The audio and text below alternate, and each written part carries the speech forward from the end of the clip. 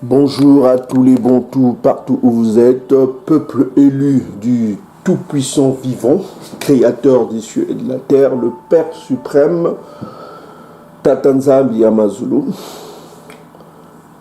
Et nous vous remercions beaucoup au nom puissant de notre roi Isaiah Congo, l'archange Congo, qui vient pour nous délivrer, de tout ce que nous subissons. Donc, toutes mes salutations à tous les Bantous partout où ils sont, ceux qui sont réfugiés au-delà du fleuve de Couche, ceux qui sont dispersés parmi les nations à cause de l'esclavage subi, et à cause aussi de la situation économique, ceux qui ont quitté au-delà du fleuve de Couche pour aller chercher de quoi se nourrir, de quoi subvenir aux besoins de ceux qui sont restés dans la pauvreté. Donc, toutes mes salutations à tous les Bantous, nos captifs parmi les nations, ceux qui sont captifs parmi les nations, toutes mes salutations à tous les Bantous qui enseignent avec vérité sur Internet pour nourrir le peuple avec la loi. Donc, voilà. Donc, je vous remercie beaucoup. Aujourd'hui, nous revenons. Nous sommes aujourd'hui le 8, samedi le 8 septembre. Les jours passent vite. Hein. Donc, le programme, c'est que nous avons une conférence qu'on vous montrera dès qu'on finira une conférence. On va aller faire une conférence là. Mais pour l'instant, nous allons rapidement vous expliquer, répondre aux questions que nous trouverons sur notre mail. Mais avant de répondre aux questions, nous allons d'abord vous donner des outils utiles pour vous, pour vos recherches, pour vos propres recherches. Ce que nous avons trouvé sur Internet, parce qu'il y a ce qu'on appelle les updates. Il y a des choses qui évoluent, il y a des trouvailles, et nous voulons vous partager ces trouvailles-là pour que vous renforcez votre foi dans ces derniers temps que nous vivons. Donc, et puis juste pour vous donner une information, demain ce dimanche c'est la nouvelle lune, hein? C'est the new moon. Vous savez l'importance de la nouvelle lune, comme on vous avait dit. La nouvelle lune nous permet de jeûner, parce que dans ces derniers temps, il faut jeûner, il faut vraiment jeûner. Et pour cela, nous avons besoin de vous rappeler que Joël chapitre 2, il nous est demandé de revenir à Tatanzambi, de revenir à ses exigences, afin qu'il revienne vite nous délivrer de tout ce que nous subissons au quotidien. Donc, voilà. Donc ici, nous avons bonjour à tous les Bantous partout où vous êtes, que le Père suprême soit loué, soit glorifié. Donc aujourd'hui, nous avons des instruments qui vous permettront de faire vos propres recherches. Donc nous avons trouvé sur Internet ce que vous voyez ici, vulgate.org.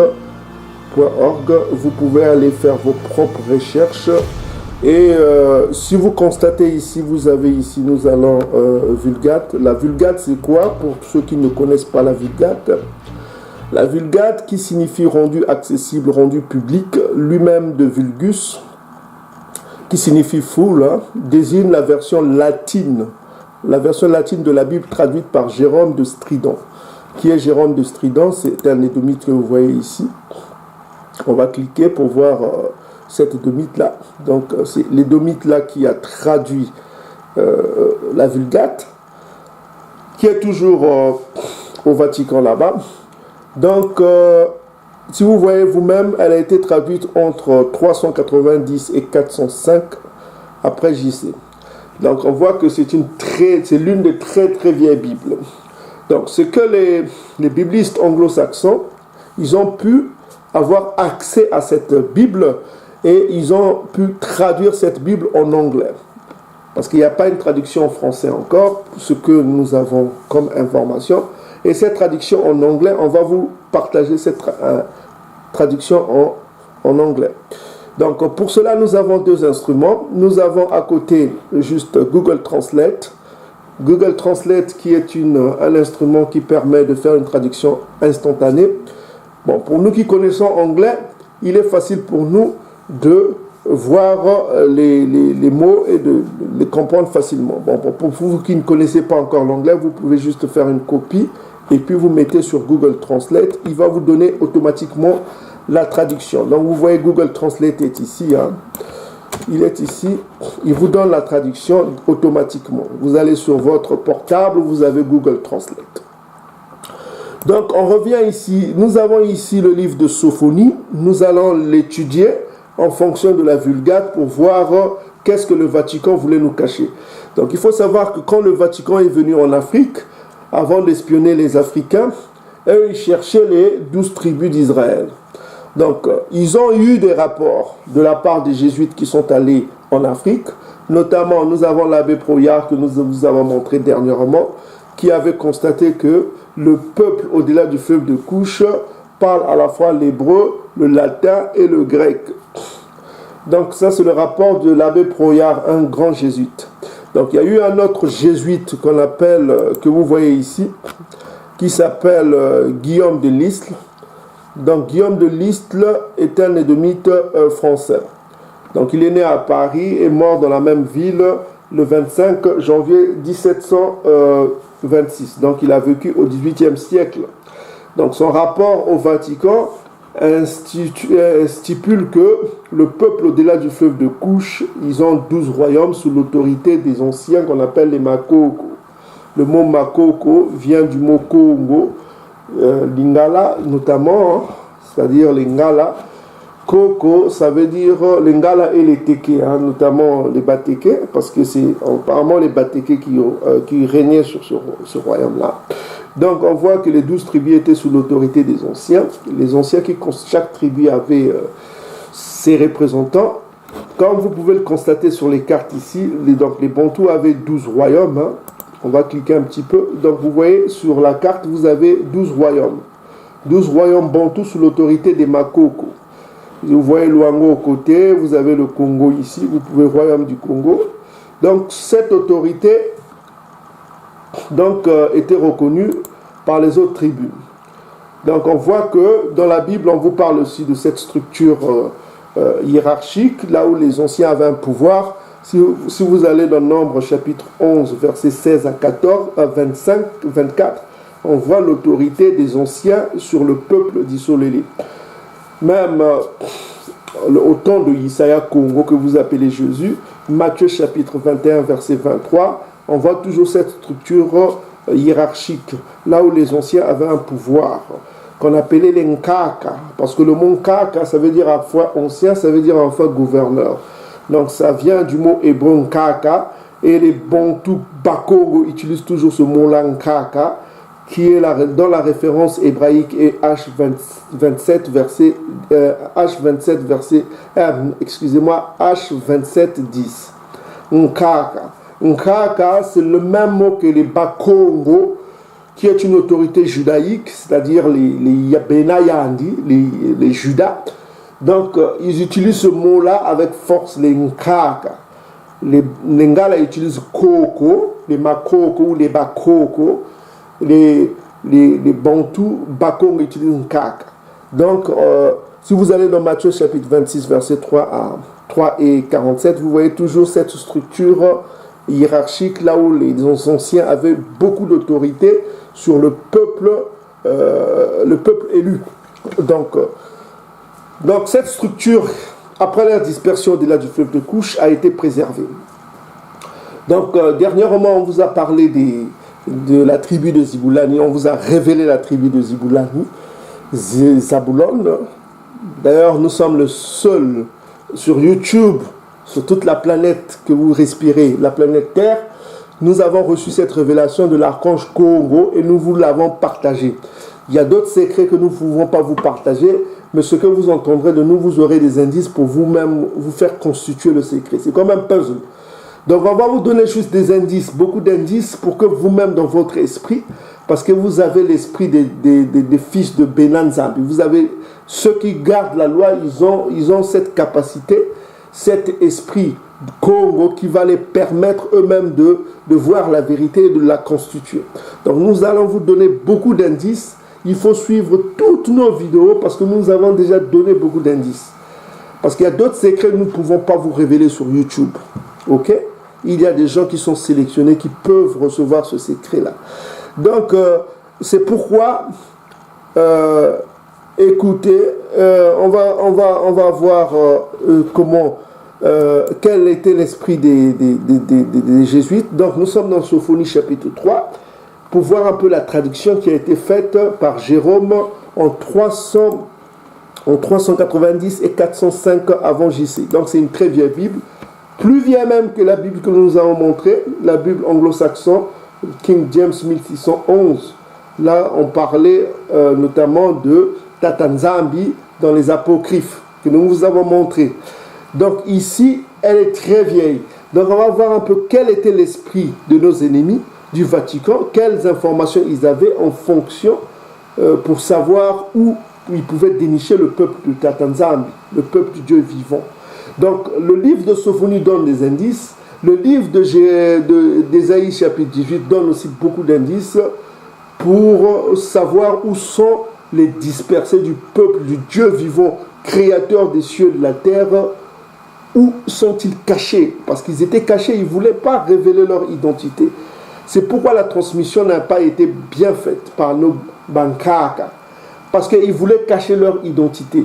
Mais ils ont été découverts par les jésuites. Ils ont pu découvrir leur localité avec l'évolution des moyens maritimes qui leur permettaient maintenant d'accéder au-delà du fleuve de Couche, parce que la forêt les empêchait avec les chevaux avant. Maintenant qu'ils ont eu accès, ils ont eu la technologie maritime qui leur permettait de faire de longs voyages, ils ont pu atteindre le royaume Congo qui était le quartier général de 12 royaumes Bantou. Donc ici on va aller dans Sophonie chapitre 3. On va commencer au partir du verset 10 qui nous concerne. Donc ici il y a le latin d'abord parce que il y a ultra fulmina à Ethiopia inde suppléé. Voilà. Vous prenez juste ça. Vous copiez ça en latin. Parce que ici, vous avez la traduction faite en anglais. On dit « From behind the rivers of Ethiopia shall my suppliant, the children of my dispersed people, bring me an offering. » Donc ici, je vous traduis pour moi qui connais. Donc au-delà du fleuve de l'Éthiopie, mes suppléants, c'est-à-dire mes adorateurs, mes serviteurs, si vous voulez, suppléants, c'est serviteurs, the children of my dispersed people. Donc il y a une différence qui est faite. Ils disent que les enfants de mon peuple dispersé. Donc ça c'est une précision que n'ont pas les Bibles ordinaires aujourd'hui. Donc il y a une précision vraiment superbe.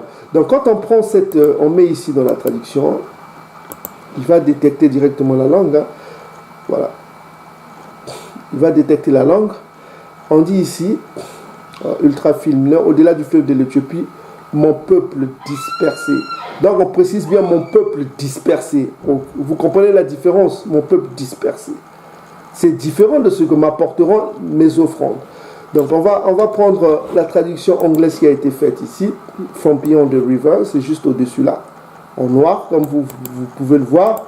On va prendre ça, on va mettre ça dans Google Translate. On va paste.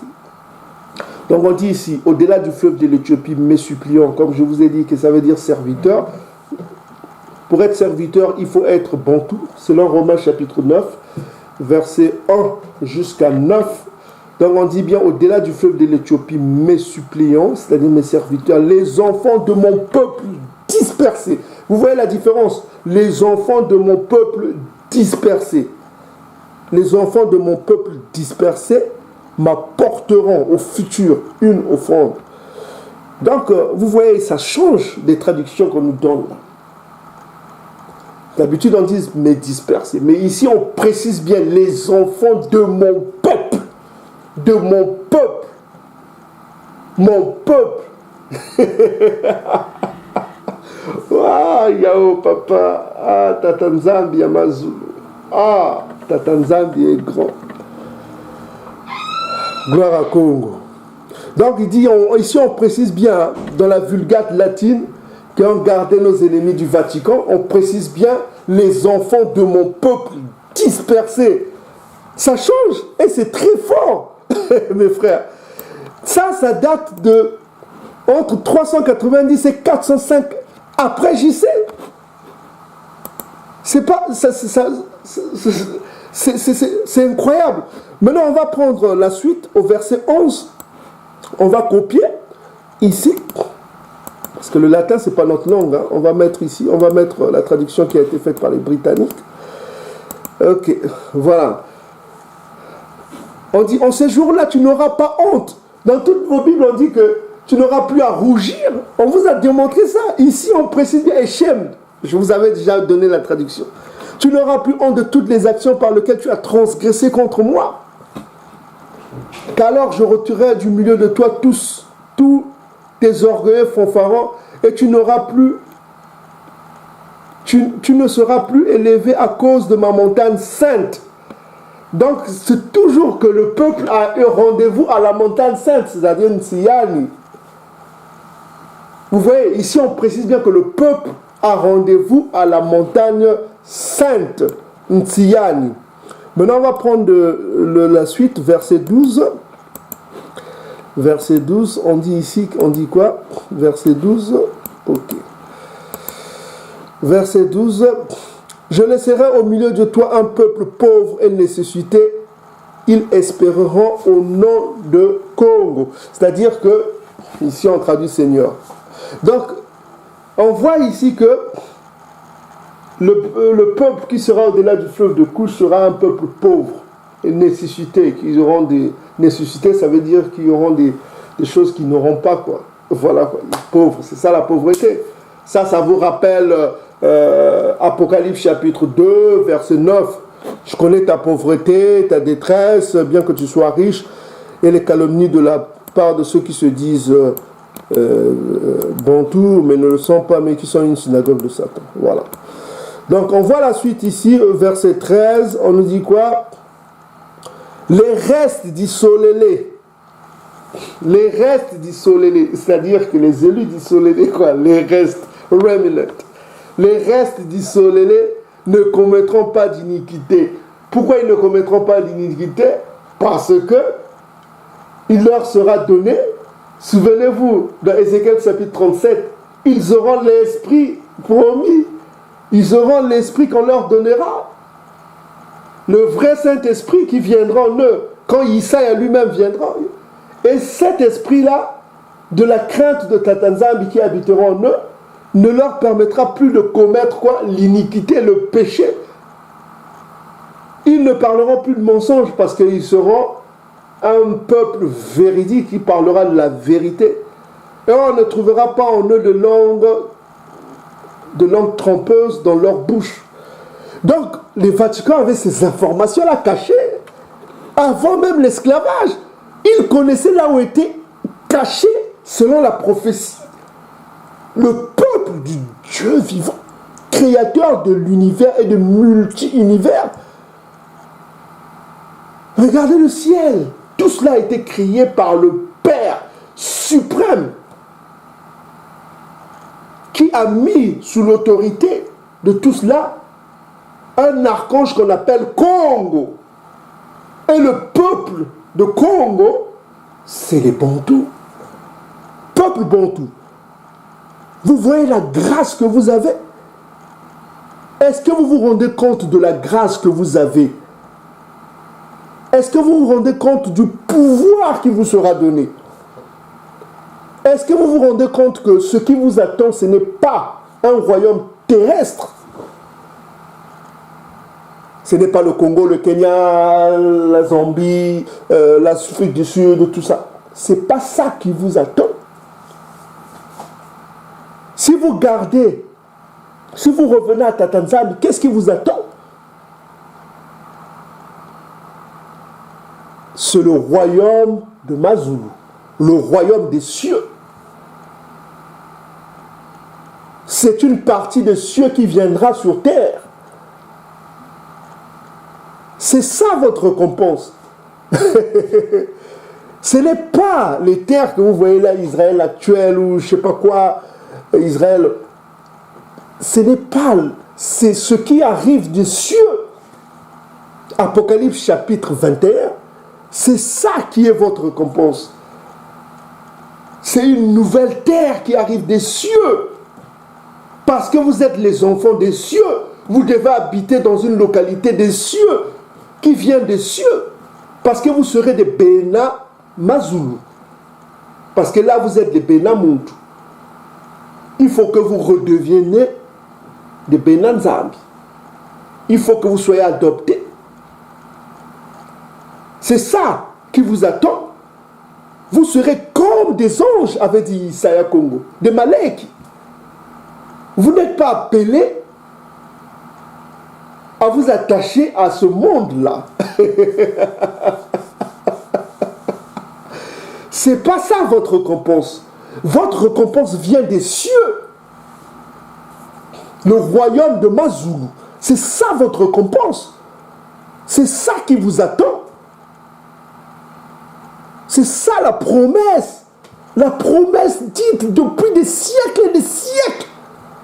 Abana, Yakuba, Iseka, Massa. C'est ça la promesse. Les prophètes Ilimaya, les prophètes Kanga, les prophètes Simon Kimbangu, les mamans Mafuta, les mamans Vitan Kimba. C'est ça la promesse qu'ils avaient dit. C'est ça. Parce que vous n'êtes pas de ce monde-là, que votre promesse, c'est quelque chose qui vient des cieux. On vous l'a dit. Ce qui vous attend, ce n'est pas ça. Ce n'est pas le Ntoto. C'est ça. Votre Ntoto vient des cieux. Ça viendra des cieux sur terre. Donc, c'est ce que je disais. On dit ici que les restes dissolués ne commettront pas d'iniquité, ne parleront pas de mensonges et l'on ne trouvera pas de langue trompeuse dans leur bouche. Et le Vatican le savait. Ça, c'est la Vulgate qui le dit. Une très vieille Bible. Ok?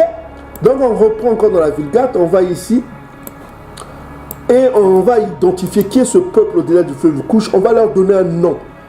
Le prophète Sophonie va leur donner un nom. On va mettre la traduction ici. On va mettre Past.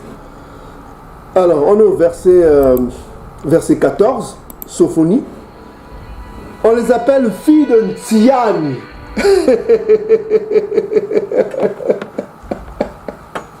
Comment étaient les filles de Tsian? Ils vont vous poser la question. Comment étaient les filles de Tsian? Hein? Allez dans le Cantique de Cantique, chapitre 1, je crois verset 5. Je suis belle, fille de Jérusalem, fille de Tsian. Je suis noire. Ils étaient noirs, les filles de Tsian. Cantique de Cantique vous le dit. On dit ici, fille de Tsian, il crie, il solèle. Réjouis-toi, réjouis-toi de tout ton corps, fille de Jérusalem. Fille de Jérusalem. Cantique de Cantique, fille de Jérusalem. Je suis belle, noire, fille de Jérusalem. Comme ça qu'on appelle les peuples au-delà du fleuve des Couches. On les appelle filles de Tsian, filles de Jérusalem. Et qu'on va vous poser la question, comment étaient-ils? Vous les renvoyez dans le Cantique de Cantique, qu'ils étaient noirs. Et le Vatican le savait. Ils étaient informés de ça. Là, on est au verset 14. Maintenant, allons au verset 15. 15. Qu'est-ce qu'on nous dit au verset 15? Toujours, on met la traduction. Ok. On dit ici, Congo a enlevé ton jugement. Il a détourné quoi? Tes ennemis. Donc le peuple était sous l'emprise du jugement. Ça, c'est Lamentation chapitre 4, verset 21 à 22. Quand le jugement de Tsian va finir, des Bantous, ce qui prendra le relais, c'est Édom. C'est pourquoi on dit que Édom est la fin de ce siècle. C'est Édom qui prendra le relais. Ça, c'est selon l'agenda des punitions, selon Jérémie chapitre 9, verset 24 à 26. Vous comprenez? On dit ici, Congo a enlevé ton jugement, il a détourné tes ennemis. Ce peuple a des ennemis. Deutéronome chapitre 28, verset 68. Vous serez vendus à qui? À vos ennemis. À vos ennemis. Si vous voulez connaître les ennemis du peuple, regardez tous ceux qui sont venus les voler, les kidnapper en Afrique. Contrairement aux autres peuples, les Bantous ont été des résistants à l'esclavage. Ils se sont battus. Allez en Angola, regardez la reine qui s'est battue contre les ennemis, les impies édomites. Les Bakong se sont battus. Et ce sont leurs prisonniers qui sont enterrés. Si les Chamites ont vendu leurs frères, mais les Bakong, eux, ils se sont battus. Ils se sont battus jusqu'au dernier son. Ils se sont battus, ils ne se sont pas laissés faire. Ils ont combattu les armées portugaises. Et vous l'avez vu dans toutes nos vidéos. Ils se sont battus. On dit ici, Congo a détourné tes ennemis. Le roi du Solélé, le roi du Solélé. C'est qui le roi du Solélé? Le grand chef. Daniel chapitre 12, verset 1 à 2. Makaya Congo. C'est un archange qui est la tête du peuple Israël. Le peuple du Solélé Ponte.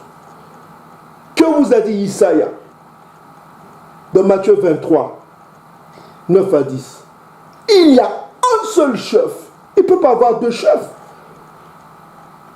Daniel vous dit qu'il y a un seul chef. Pourquoi cherchez-vous des chefs, des chefs, des chefs, des chefs, des chefs? C'est Congo votre chef.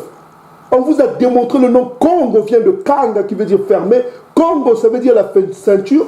Et la ceinture c'est quoi? C'est le symbole de la vérité. Et son nom est quoi? La parole de Tatanzami. Selon le livre de Révélation, Apocalypse chapitre 19.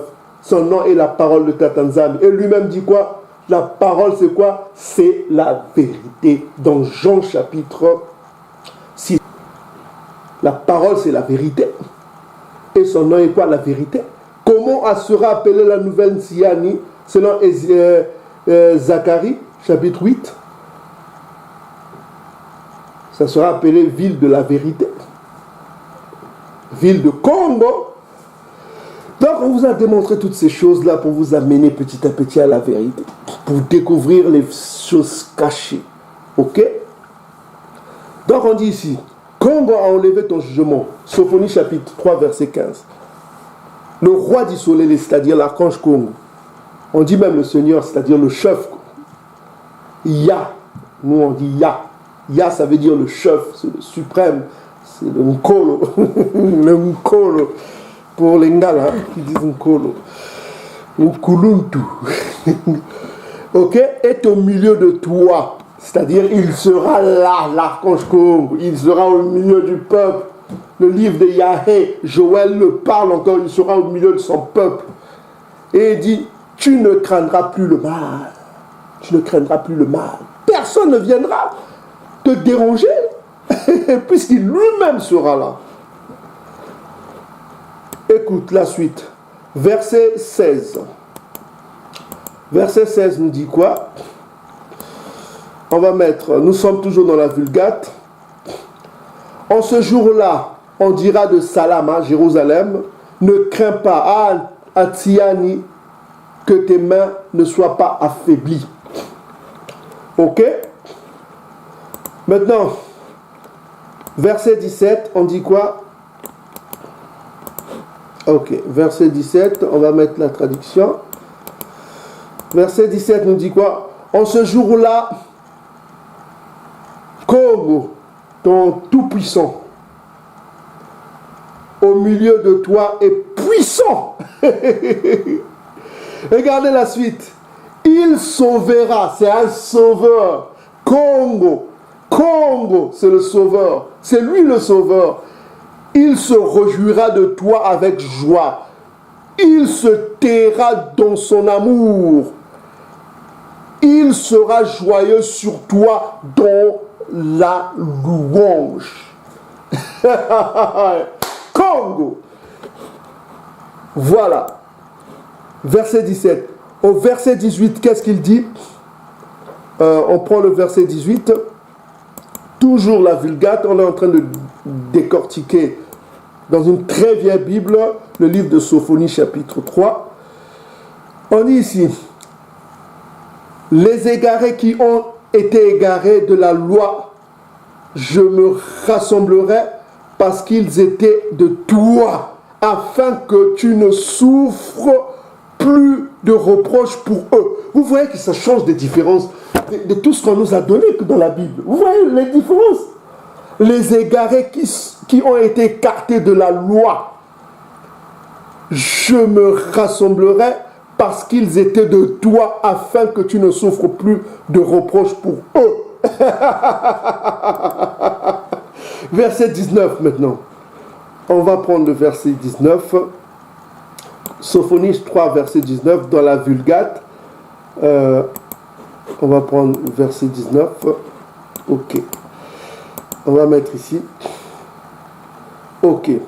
Voici, je retrancherai tout ce qui t'a affligé en ce moment-là, et je la sauverai, elle s'arrêtera, et je la rassemblerai, je leur ferai l'éloge et le nom dans tout le pays où ils se trouvaient, mettre en confusion. Donc, tous ceux qui sont allés en esclavage, nos frères, tout ça, ils seront rassemblés. Tous ceux qui sont allés en esclavage, qui ont souffert, dont Edom a mis en confusion, disant qu'ils ne sont pas le peuple de Tatanzambi. Tatanzambi les rassemblera. Congo les rassemblera. Ok? Congo les sauvera. Vous comprenez ce que vous savez? C'est puissant, hein? Allez, on est au verset 20. On va terminer au verset 20. Verset 20 dit quoi? Ok. Sophonie chapitre 3, verset 20. Nous sommes dans la Vulgate, traduction Vulgate du latin. Ok. En ce temps-là, quand je t'amènerai, ok? Je t'amènerai. I will bring you. Ok? Au moment où je te rassemblerai. Dit Congo. Ok? Ok. Ok. En ce temps-là, je vous donnerai un nom, quand je vous rassemblerai, je vous donnerai un nom de louange parmi tous les peuples de la terre, quand je ramènerai votre captivité sous vos yeux. C'est-à-dire que quand je ramènerai vos captifs sous vos yeux. C'est la même traduction. Hein. Je vous rassemblerai, je vous ramènerai, quand je ramènerai vos captifs sous vos yeux. C'est-à-dire le peuple sera ramené dans la nouvelle Salama qui viendra du ciel. et ils seront rassemblés d'abord, ils seront ramenés dans la nouvelle Salama qui viendra du ciel, et on leur donnera un nom de louange parmi tous les peuples de la terre, quand Congo ramènera les captifs des Bantous sous vos yeux, sur leurs yeux, c'est-à-dire ils verront le miracle qu'a vécu Massa, au temps de Massa, le peuple Bantou, le peuple élu. Donc, en conclusion, vous avez ici le décor.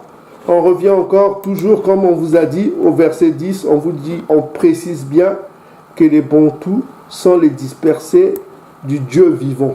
C'est ça la différence que vous ne trouverez pas dans vos Bibles, que c'est les dispersés du Dieu vivant, créateur des cieux et de la terre. C'est-à-dire, ils sont le peuple dispersé du Dieu vivant, du tout-puissant créateur des cieux et de la terre. Vous comprenez ce que ça veut dire? C'est le peuple élu. Les Bantous que vous voyez tous les jours. Les Bakongo, les Mangala, les Bateke, les Baluba, les Douala du Cameroun, au sud du Cameroun, tout ce monde-là, les Bantous là. Vous allez en Afrique du Sud, les Zoulous, ils s'appellent même Zoulous. Zoulou, ça veut dire peuple du ciel. Donc, dans la Zambie, les Kikuyu du Kenya, tous ces Bantous que vous voyez tous les jours là, sachez que c'est le peuple du Dieu vivant, créateur des cieux et de la terre. Ne vous trompez pas, ceux qui sont en Israël, ils sont que des imposteurs. Ok? Donc voilà ce qu'on devait vous dire. Maintenant on va passer au sujet du jour. Parce qu'on a beaucoup de conférences. Donc pour vous rappeler mes frères et sœurs, demain dimanche c'est la nouvelle lune. Donc préparez-vous à la nouvelle lune, il faut jeûner. Il faut dire à personne qu'il faut prêcher le peuple élu. Si vous pouvez, prêcher les bons tout partout où ils sont. C'est une bonne chose. Ok? Donc mes frères et sœurs, c'est ce qu'on tenait à vous dire. Donc la Vulgate, c'est ça. C'est une vieille Bible traduite ici par les anglo-saxons. Et voilà. Donc c'est un instrument que je vous conseille si vous voulez voir beaucoup de vérité sur ce qu'avaient en tête nos ennemis.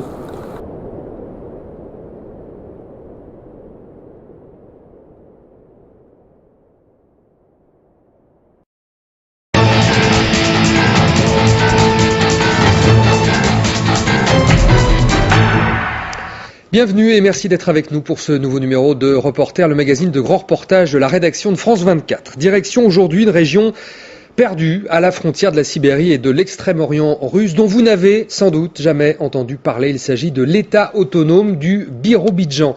Dans les années 20, Staline a décidé de créer à 6000 km à l'est de Moscou un petit État pour les Juifs. À l'époque, Israël n'existait pas encore et pour la première fois depuis 2 millénaires, les Juifs avaient une terre à eux.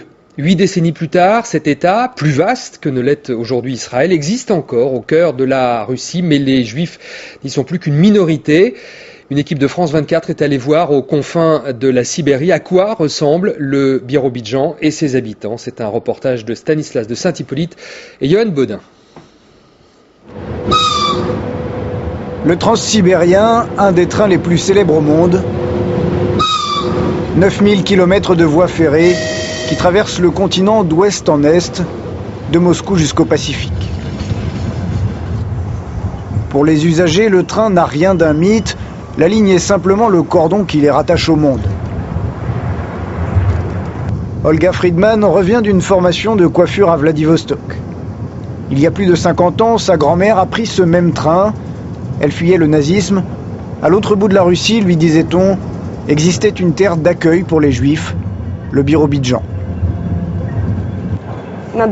C'est l'extrême-orient. Israël, c'est le Proche-Orient. Et le Birobidjan, c'est l'extrême-orient.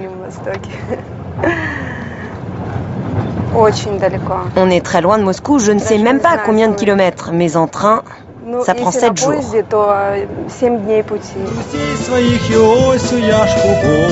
3 générations plus tard, la famille Friedman a fait souche dans ce petit État lointain, l'État autonome juif du Birobidjan. Une petite station sur le transsibérien, 200 000 habitants à peine dans l'État, 80 000 dans la capitale, Birobidjan. En russe ou en caractère hébraïque, la culture juive ici est partout. Voici l'écrivain Shalom Aleichem. Dans les kiosques, les gens achètent le Birobidjan Stern. Le journal local est en russe et en yiddish. La création de l'État remonte aux années 20. Israël n'existe pas encore, les Juifs du RSS veulent un État. Staline accepte, mais les relègue aux confins de l'Empire. Une terre vierge d'habitants, inhospitalière, où l'hiver est très rude et l'été infesté de moustiques. Voici le gouvernement de la région. L'État est un sujet à part entière de la Fédération de Russie, avec sa propre assemblée. C'est le seul endroit en Russie où tous les documents officiels sont traduits en yiddish. Ici, les Juifs ne sont pas la majorité. Mais comme on dit en plaisantant, tu as le droit de ne pas être juif, mais il faut vivre comme un juif. Valery Salomonovitch Gourievitch est membre du gouvernement. Il est juif comme beaucoup de ses collègues, mais c'est un hasard. La constitution locale n'exige aucune appartenance religieuse. Il fait moins 20 degrés, la rivière Biro qui coupe la ville est une vaste étendue de glace. Pourtant, ce n'est pas à cause du climat que beaucoup de juifs ont quitté la région. De 30 000 au plus fort de leur histoire, ils ne sont plus que 4 à 6 000. La mère de Valery Gourievitch, par exemple, vit en Israël.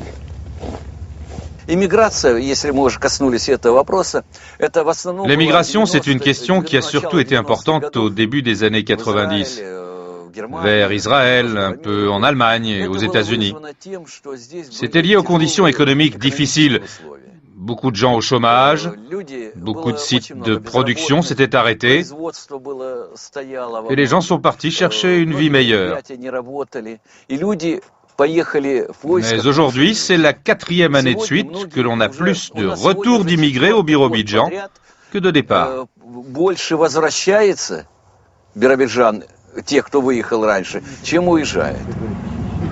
Au carrefour de l'histoire soviétique et de l'errance du peuple juif, le Birobidjan a façonné sa propre culture, une culture juive sécularisée.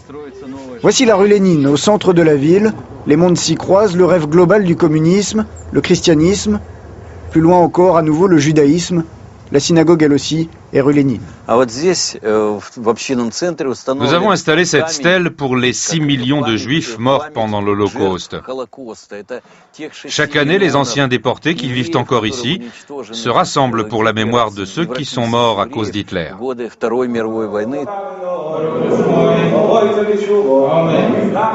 La synagogue principale de Birobidjan a été construite il y a 3 ans à peine. La ville venait alors d'accueillir un nouveau rabbin venu d'Israël, le premier rabbin depuis des décennies.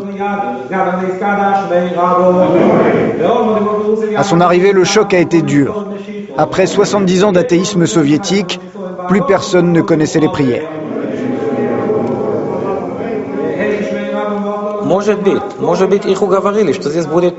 En arrivant au Birobidjan, peut-être certains ont pensé que c'était un deuxième Israël, même le premier.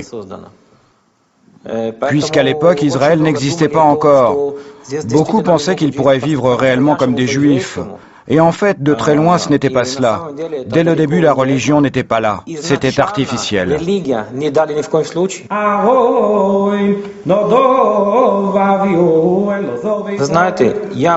Vous savez, je connais bien le personnage de Staline. Personne ne me fera croire qu'il voulait faire quelque chose de bien pour les Juifs.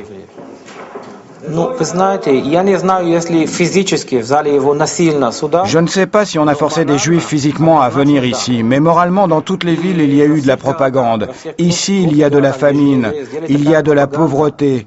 Il vous faut aller là-bas. Là-bas, ce sera beaucoup mieux. Oui, moralement, je dis bien moralement, les gens ont été forcés à venir ici.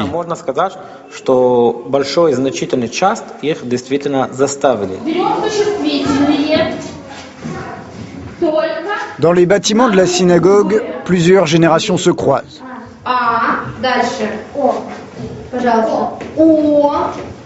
Aux plus jeunes, on apprend l'alphabet hébraïque et l'histoire de la religion juive. 3 étages plus bas, les attendent leurs aînés. Ils évoquent les proches partis pour Israël.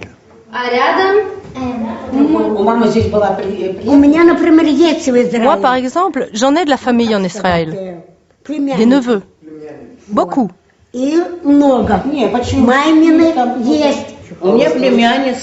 Moi, j'ai ma nièce et un petit-fils qui vivent en Israël. Moi, j'ai ma tante et mon frère et ma sœur. Bonjour à tous. Ça va bien? Parmi les plus âgés, peu savent encore s'exprimer en yiddish. Mais le sentiment d'être juif, même sans être religieux, est très fort.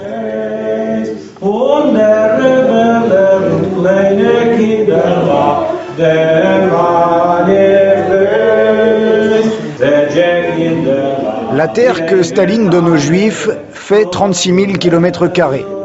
De la taïga à perte de vue et de nombreux fleuves, c'est plus grand qu'Israël. En apparence au moins, c'est un cadeau fait aux Juifs. Mais peut-être Staline cherche-t-il à éloigner les indésirables de Moscou. Valgeim, petit village à quelques kilomètres de Birobidjan. En yiddish, cela signifie la maison dans les bois. Autrefois un kolkhoz florissant. Bonjour, Ziama Mikhailovitch. Vous n'êtes pas trop congelé? Non, ça va. Quelques-uns des premiers colons sont venus s'installer ici. Comme les anciens kibbutzim d'Israël, ils ont défriché la terre de leurs mains.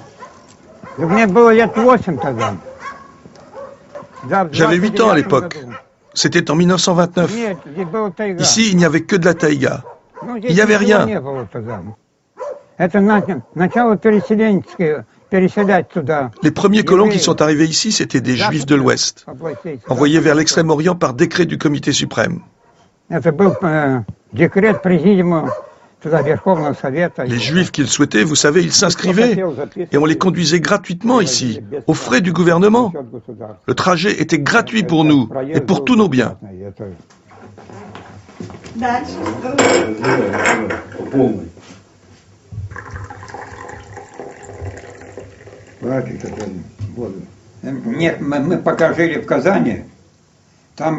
Avant de venir ici, quand on était à Kazan, mais oui, on observait les traditions religieuses.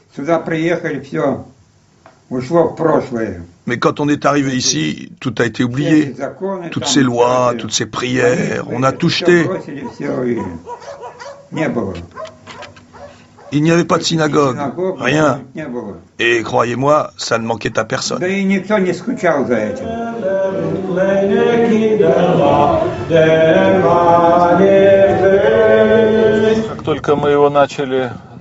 Quand j'ai commencé à faire construire cet immeuble, j'ai fait passer des publicités.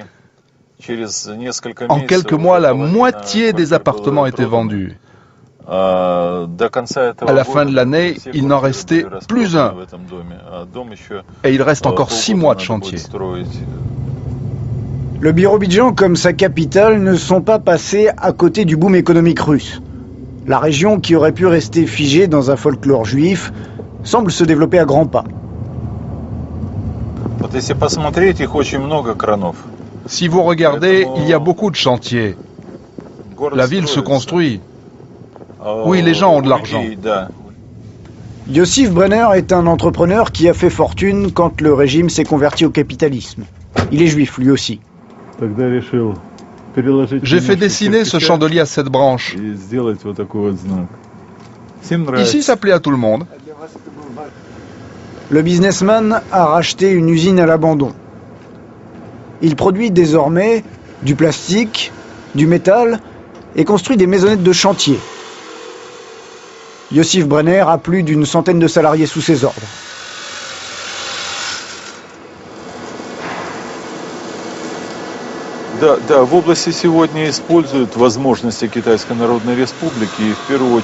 La région exploite les possibilités offertes par la Chine.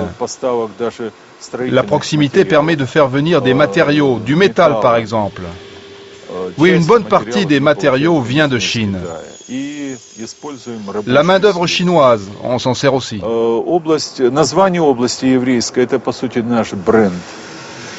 Le nom d'État juif, c'est une marque. Et une marque, ça coûte très cher. Si un jour quelqu'un à Moscou pensait qu'il fallait liquider cette région, ça serait une erreur énorme. Les 2 enfants de Yossif Brenner vivent en Israël. Lui ne partira pas là-bas. Il croit en l'avenir de sa région. La nouvelle ère de liberté spirituelle n'a pas profité qu'aux Juifs.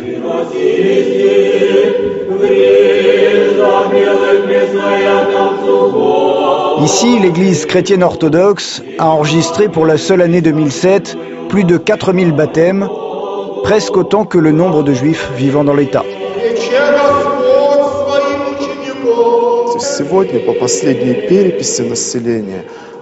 Aujourd'hui, dans notre région, d'après le dernier recensement, les Juifs représentent un peu moins de 2% de la population totale.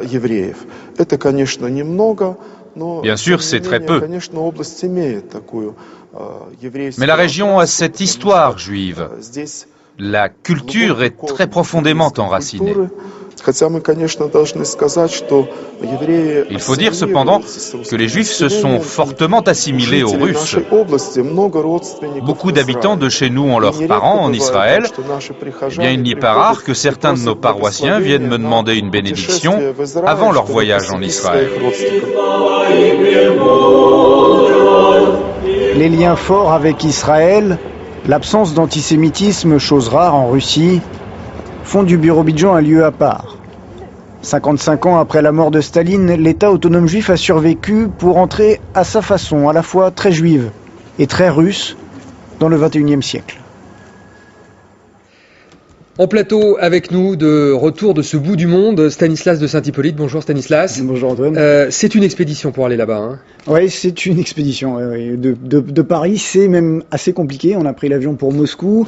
De là, 6000 km à travers les fuseaux horaires, à travers toute la Russie, plein Est. On a atterri à Khabarovsk, qui est une ville donc de 600 000 habitants là-bas. Et de là, on a dû prendre le transsibérien, le train, pendant 300 km. Transsibérien. Le mythique transsibérien. Et là, en longeant le fleuve Amour, en longeant la frontière avec la Chine, on est arrivé au Birobidjan près de 24 heures après notre départ. C'est loin, c'est vraiment très loin. C'est vrai qu'on est aux confins, on est finalement beaucoup plus proche du Japon, de la Corée du Nord que de Moscou, etc. Et on est à la frontière de la Chine, à certains endroits. On peut voir les montagnes chinoises derrière, et c'est au bord du fleuve Amour. Alors, est-ce que cet éloignement que vous décrivez n'est pas finalement ce que cherchait Staline, dont on connaît l'antisémitisme, quand il a offert ce territoire aux Juifs dans les années 20 ? Politiquement, c'est sûr que Staline pouvait se prévaloir d'avoir offert ce territoire aux Juifs. Maintenant, derrière, ça l'arrangeait a priori pas mal de pouvoir éloigner les Juifs qui n'étaient pas follement amoureux de Moscou. Loin, très très loin. Et effectivement, en plus, à l'époque, les communications étaient très lentes, très difficiles. Une autre raison peut-être qu'on peut voir derrière son acte, Staline avait besoin de faire une zone de peuplement dans cette zone qui, à ce moment-là, était contestée par le Japon, qui avait la main mise sur la Mandchourie, en tout cas dans les années 30 après. Et ça a pu servir à Staline. C'est clair que Staline a poursuivi dans sa vague antisémite, surtout dans les années après-guerre, 47 jusqu'à sa mort, 53. Il y a eu vraiment ce que Staline a appelé le combat contre le cosmopolitisme. Et là, au Birobidjan, ils en ont beaucoup souffert. Beaucoup de purges, beaucoup d'arrestations, de déportations, les synagogues fermées, la bibliothèque brûlée, etc. Et aujourd'hui, dans cette Russie où l'antisémitisme persiste, cet état du Birobidjan est à part ? C'est un état à part, clairement. Les gens sont très fiers là-bas. Aucun antisémitisme, disent-ils. Les juifs le disent, ce qui est important, bien sûr. Les autres communautés disent apprécier les juifs. On a parlé avec les orthodoxes, comme vous avez pu le voir dans le reportage. Non, c'est alors qu'effectivement, la Russie se démarque plutôt pour ça. Certains disent là-bas, il y a aussi l'effet Extrême-Orient. Là-bas, peu d'hommes, une grande nature. Donc l'homme se sent tout petit et les hommes ensemble s'entraident plus que se détestent. Merci Stanislas, c'est la fin de ce magazine. Merci à vous de l'avoir suivi. Magazine que vous pouvez retrouver en ligne sur notre site internet et que vous pouvez télécharger sur iTunes notamment. On se retrouve la semaine prochaine à la même heure pour un nouveau numéro de Reporter.